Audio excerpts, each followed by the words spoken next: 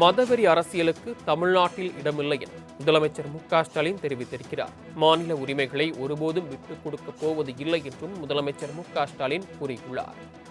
முதலமைச்சர் மு.க.ஸ்டாலின் என்ன தெரிவித்திருக்கிறார்? கூடுதல் விவரங்களை செய்தியாளர் செலினா வழங்க கேட்கலாம். செலினா, திமுக தலைவரும் முதலமைச்சருமான மு.க.ஸ்டாலின் தனது தொண்டர்களுக்கு எழுதிய கடிதத்தில் என்ன குறிப்பிட்டிருக்கிறார்? விவரங்கள். சட்டமன்ற தேர்தல் நெருங்கியிருக்கக்கூடிய நிலையில் அதற்கு முன்னதாக திமுக பல்வேறு பணிகளை மேற்கொள்ளப்பட்டு வருகிறது. அந்த வகையில் வரக்கூடிய 9ஆம் தேதி தமிழ்நாடு வெல்லட்டும் என்ற தலைப்பில் குறிப்பாக மாநாடு என்பது மாநில மாநாடு என்பது திருச்சியில் நடைபெற இருக்கிறது.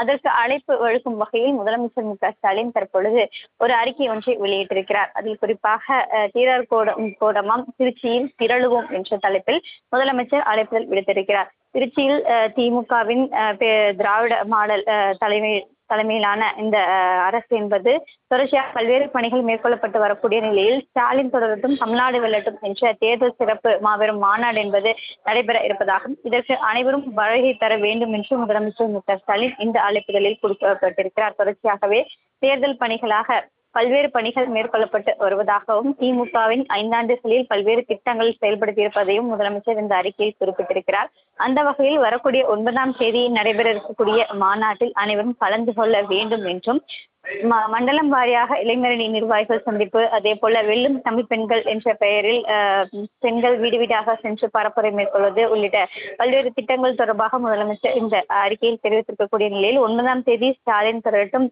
தமிழ்நாடு வெல்லட்டும் என்ற பெயரிலான திமுக நிர்வாகிகள் சந்திப்பு பிரம்மாண்டமாக திருச்சியில் நடைபெற இருக்கிறதாகவும் 5 ஆண்டுகளுக்கு முன்னதாக 2021ஆம் ஆண்டு தேர்தல் சிறப்பு மாநாடு என்பது நடைபெற்றது.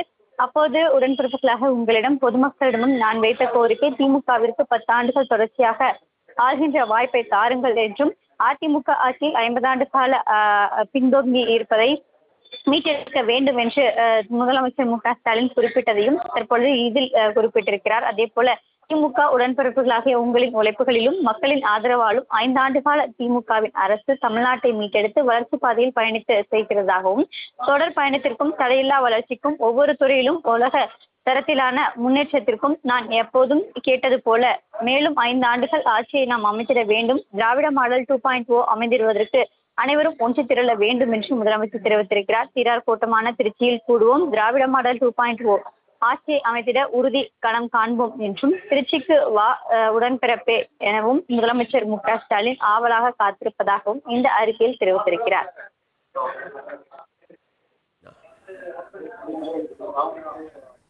தாங்கள் வழங்கிய தகவல்களுக்கு நன்றி செலினா.